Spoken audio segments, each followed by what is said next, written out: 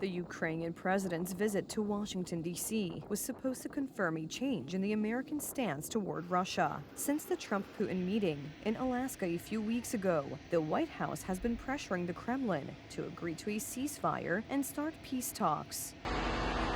Faced with a lack of results and an escalation of Russian attacks on Ukraine, Donald Trump's administration decided to toughen its rhetoric toward Moscow. Now, if this war does not end, if there is no path to peace in the short term, then the United States, along with our allies, will take the steps necessary to impose costs on Russia for its continued aggression. If we must take this step, the U.S. War Department stands ready to do our part in ways that only the United States can do.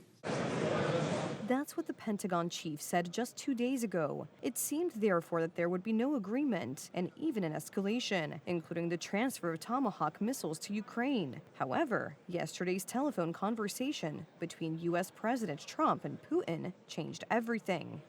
We just had a call, as you know, with President Putin. I thought it was a very good call, so we'll talk about it maybe later.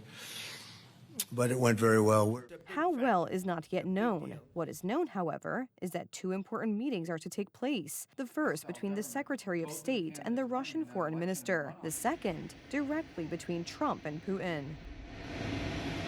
Pretty quick. Marco Rubio is going to be meeting with his counterpart, as you know, Lavrov, and they'll be meeting pretty soon. They're going to set up a time and a place very shortly. Maybe it's already set up. They've already spoken. And I thought it was a very good phone call. I thought very productive.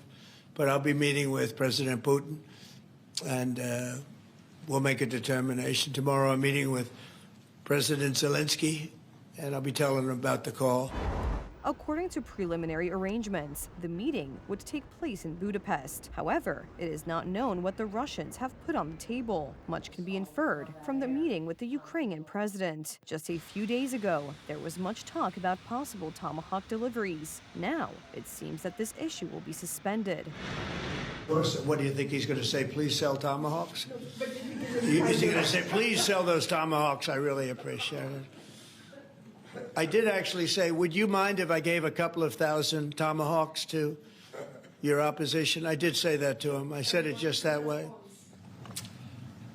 He didn't like the idea. He really didn't like the idea.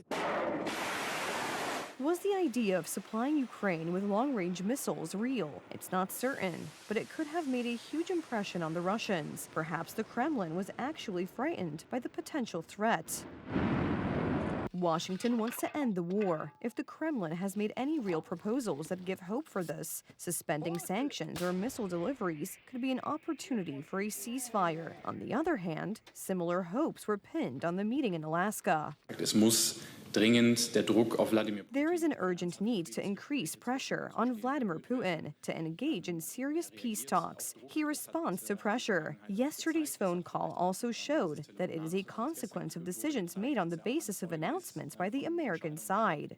Putin is playing his own game. It is difficult to imagine that he would simply be scared off by the Americans. This is certainly an attempt to play for time. Washington, D.C., on the other hand, has already learned how the Kremlin plays. So it seems that this time, the White House knows what is at stake. Another attempt at deception without concrete decisions will not work. And in Budapest, if the meeting takes place, concrete declarations will have to be made.